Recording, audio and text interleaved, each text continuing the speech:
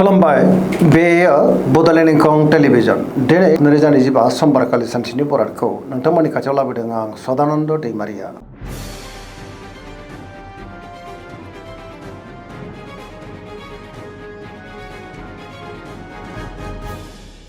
सिगां फरायनो लादों मेष राशि गिबि हांखो अ ल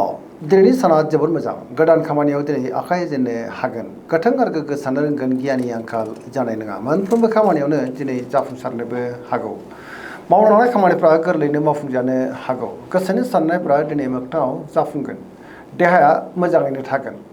सोरबा लोगोनिफ्राय हरखाबै मोजां खौरांबो फैनो हागौ रांखावरियाव जोबोर मोजां होनजायो गोबां धोन आरजिनोबो हागोन आरो आयाबो बांनो हागौ बेफार फालांगियाव दिनै जोबोर मोजां मुलाम्फा मोननोबो हागोन सोरबा गोजाम लोगोजों दिनै बहाबा हरखाबै लोगो मोनलायनोबो हागौ नखराव बिदा फंबायनिफ्राय थोजासे हेफाजाब मोननोबो हागौ गुबुननि गोसोखौ गोरलैयैनो बोनोबो हागोन गोसोनि बोलोआ बांगोन समाजाव दिनै बयजोंबो मान होजागोन लाइमोनफ्रा जोबोर खुसि जागोन आरो गावबा गावनि गोसोनि साननायफोरखौ फोरमायलायनोबो हागोन फरायसाफ्रा दिनै फरायनायाव गोसो दुंखांगोन आरो मोजां फिथाइ मोननोबो हागोन पजिटिभ एनार्जिनि गोहोम गोग्लैगोन।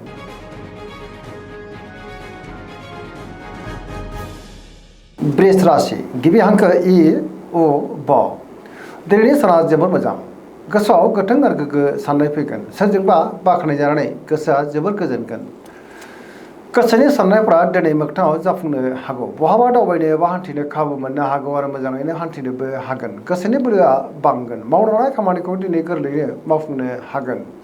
गियाननि आंखाल जानाय नङा गोथों आरो गोग्गो साननो रोंगोन समाजाव बयजोंबो मान होजागोन रांखावरियाव मोजां होनजायो गोबां धोन आरजिनोबो हागोन आरो बेफार फालांगियावबो जोबोर मोजां मुलाम्फा मोननोबो हागोन नखराव बिदा फंबायनिफ्राय हेफाजाबखौ मोननो हागौ गुबुननि हेफाजाब मोननानै गोसोआ दिनै जोबोर खुसि जानोबो हागौ जायखि खामानि मावा मानो दिनै मोनफ्रोमबो खामानिखौनो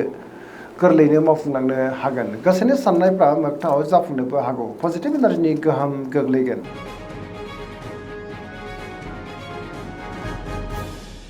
मिथुन राशि गिबि हांखो क स दिनैनि साना जोबोर मोजां गोसोखौ जोबोर गोजोननाय मोनगोन सोरजोंबा बाख्नायजानोबो हागौ पजिटिभ एनार्जिनि गोहोम गोग्लैगोन समाजाव दिनै बयजोंबो मान होजागोन गोसोनि साननायफ्रा मोगथाङाव जाफुंगोन गावनि गोसोनि साननायफोरखौ दिनै गुबुननो फोरमायनोबो हागोन लाइमोनफ्रा जोबोर खुसि जागोन देहाया दिनै मोजाङैनो थागोन अब्लाबो नाथाय जानाय लोंनायाव सांग्रां जानांगोन रांखावरियाव मोजां बेफार फालांगियावबो दिनै जोबोर मोजां मुलाम्फा मोननोबो हागोन आरो आयाबो बांनो हागौ फरायसाफ्रा दिनै फरायनायाव गोसो दुंखांगोन आरो मोजां फिथाइ मोननोबो हागोन पजिटिभ एनार्जिनि गोहोम गोग्लैगोन।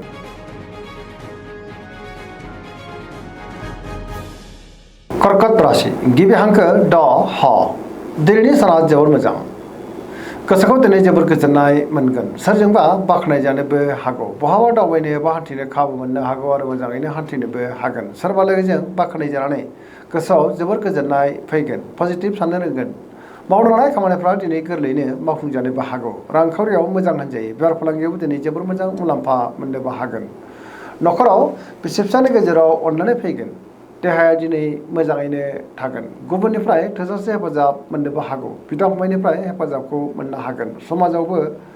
मान मोननो हागोन फरायसाफ्रा दिनै फरायनायाव गोसो दुंखांगोन आरो मोजां फिथाइ मोननोबो हागोन गुबुनजों दिनै मोजां सोमोन्दो लाखिनोबो रोंगोन।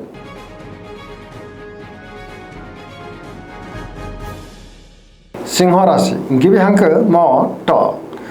दिनैनि साना जोबोर मोजां मोनफ्रोमबो खामानिखौनो दिनै गोरलैयैनो मावफुंलांनो हागोन गोसोआव पजिटिभ साननाय फैगोन मावनो लानाय खामानिफ्रा दिनै गोरलैयैनो मावफुंजानोबो हागौ सोरबा लोगोनिफ्राय थोजासे हेफाजाबबो मोननो हागौ समाजाव गोबां मान मोनगोन बहाबा हान्थियोब्ला दिनै जोबोर मोजां सोरजोंबा बाख्नायजानानै गोसोआव गोजोननाय फैगोन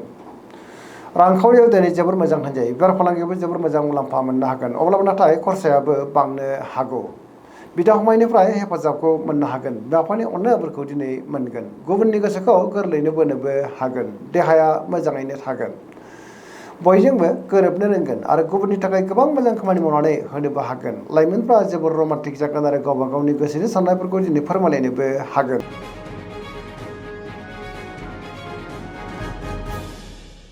कन्या राशि गिबि हांखो प ट दिनैनि साना मोजां आरो गाज्रिनि गेजेरजोंनो बाबेनलांनो हागौ गोसोआव नेगेटिभ साननाय फैगोन गावनि गोसोनि साननायफोरखौ दिनै गुबुननो फोरमायनो गोब्राब जागोन गियाननि आंखाल जानोबो हागौ बयजोंबो मोजां सोमोन्दो लाखिनो गोब्राब जागोन गोसोआव दिनै गोनो गोथो साननायबो फैनो हागौ गावनि गोसोनि साननायफोरखौ गुबुननो फोरमायनो हानाय नङा सोरजोंबा रायखोमा जानोबो हागौ रांखावरियाव बारा मोजां नङा नाङा फाङा खरसाया बांनोबो हागौ बेफार फालांगियाव दिनै बारा मोजां नङा होनजायो गोबां मुंदांखा सुबुंजों दिनै बहाबा लोगो मोनज्लायनोबो हागौ अब्लाबो नाथाय मानहानि जानांनोबो हागौ गोसोनि साननायफ्रा देबार नांगोन आरो नेगेटिभ एनार्जिनि गोहोम गोग्लैनोबो हागौ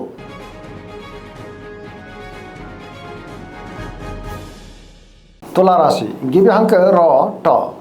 दिनैनि साना जोबोर मोजां बहाबा दावबायनो एबा हान्थिनो खाबु मोननो हागौ आरो मोजाङैनो हान्थिनोबो हागोन गोसोनि साननायफोरा दिनै मोगथाङाव जाफुंनो हागौ गोबां रोखोमनि जेंनाफोरखौ दिनै गोरलैयैनो सुस्रांनो हागोन गियाननि आंखाल जानाय नङा गोसोनि बोलोआ बांगोन समाजाव दिनै बयजोंबो मान होजागोन मावलांनाय खामानिखौ थि समावनो आरो गोरलैयैनो मावफुंनो हानानै गोसोआव गोजोननाय फैगोन देहाया दिनै मोजाङैनो थागोन रांखावरियाव मोजां बेफार फालांगियाव मोजां होनजायो नखराव बिसि फिसायनि गेजेराव अननानै फैगोन बेफार फालांगियाव दिनै जोबोर मोजां मुलाम्फा मोननोबो हागोन गुबुननि गोसोखौ गोरलैयैनो बोनोबो हागोन लोगोफोरनिफ्राय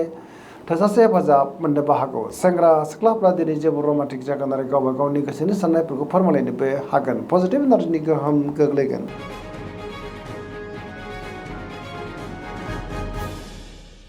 वृश्चिक राशि गिबि हांखो न स दिनैनि साना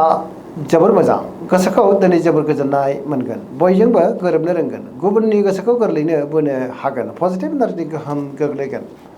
सोरबा लोगोजों बाख्नाय जानोबो हागौ मावलांनाय खामानिफ्रा दिनै थि समावनो आरो गोरलैयैनो मावफुंजानोबो हागौ गोसोनि साननायफ्रा दिनै मोगथाङाव जाफुंनोबो हागौ गोसोनि बोलोआ बांगोन समाजाव मान मोननो हागोन बिदा फंबायजों मोजां सोमोन्दो लाखिनो रोंगोन आरो बिसि फिसायनि गेजेराव अनलायनायाबो बांनो हागौ नखराव बिमा बिफानि अननायफोरखौ मोननो हागोन रांखावरियाव दिनै जोबोर मोजां होनजायो बेफार फालांगियावबो दिनै जोबोर मोजां मुलाम्फा मोननोबो हागोन सोरबा लोगोजों बाख्नाय जानोबो हागौ देहाया दिनै मोजाङैनो थागोन फरायसाफ्रा फरायनायाव गोसो दुंखांगोन आरो मोजां फिथाइ मोनगोन बहाबा हान्थिब्ला दिनै जोबोर मोजां आरो मोजाङैनो हान्थिनोबो हागोन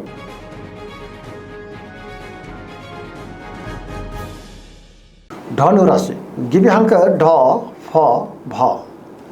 दिनैनि साना बारा मोजां नङा गावनि गोसोनि साननायफोरखौ दिनै गुबुननो फोरमायनो गोब्राब जागोन माबा नङा जेंनाजों मोगा मोगि जानांनोबो हागौ गोसोआव गोनो गोथो साननाय फैगोन गियाननि आंखाल जानोबो हागौ गोसोनि बोलोआ लोरबां जागोन मावलांनाय खामानिफ्रा दिनै थि समावनो आरो गोरलैयैनो मावफुंजायाबो जानो हागौ माबा नङासो जेंनाजों मोगा मोगि जानांनोबो हागौ गोसोनि साननायफोरा दिनै देबर नांगोन रांखावरियाव बारा मोजां नङा नाङा फाङा खरसाया बांनोबो हागौ बेफार फालांगियावबो दिनै बारा मोजां नङा होनजायो देहाया मोजाङैनो थागोन अब्लाबो नाथाय जानाय लोंनायाव सांग्रां जानांगोन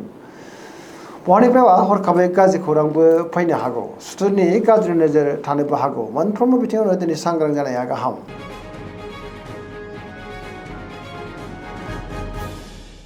मकर राशि गिबि हांखो ख ज दिनैनि साना मोजां आरो गाज्रिनि गेजेरजोंनो बाबेलांनो हागौ गोसोआव गोनो गोथो साननायबो फैनो हागौ गुबुननि थाखाय दिनै नाङा फाङा जेंनायाव गोग्लैनांनोबो हागौ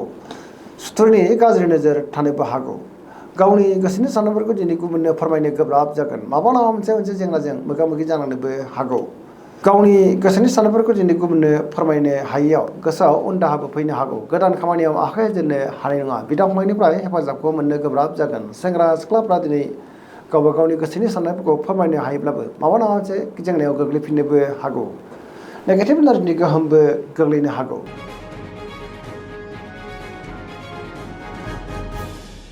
कुम्भ राशि गिबि हांखो ग स दिनैनि साना जोबोर मोजां सोरबा लोगोजों बाख्नाय जानोबो हागौ गोबां मोजां मोजां खाबुबो दिनै मोननो हागौ गोसोआव गोथों आरो गोग्गो साननाय फैगोन सोरबा लोगोजों बाख्नाय जानोबो हागौ मावलांनाय खामानिखौ दिनै थि समावनो आरो गोरलैयैनो मावफुंनो हागौ बहानिफ्रायबा हरखाबै मोजां खौरां मोननानै गोसोआव गोजोननाय फैगोन समाजावबो मान मोननो हागौ गोबां मुंदांखा सुबुंजों दिनै बहाबा लोगो मोनज्लायनोबो हागौ रांखावरियाव मोजां होनजायो बेफार फालांगियाव दिनै जोबोर मोजां मुलाम्फा मोननोबो हागोन गुबुननिफ्राय थोजासे हेफाजाबबो मोननो हागौ बिमा बिफानि अननायफोरखौ मोननो हागोन फरायसाफ्रा दिनै फरायनायाव गोसो दुंखांगोन आरो मोजां फिथाइ मोनगोन पजिटिभ एनार्जिनि गोहोम गोग्लैगोन सेंग्रा सिख्लाफ्रा दिनै गावबा गावनि गोसोनि साननायफोरखौ फोरमायलायनोबो हागोन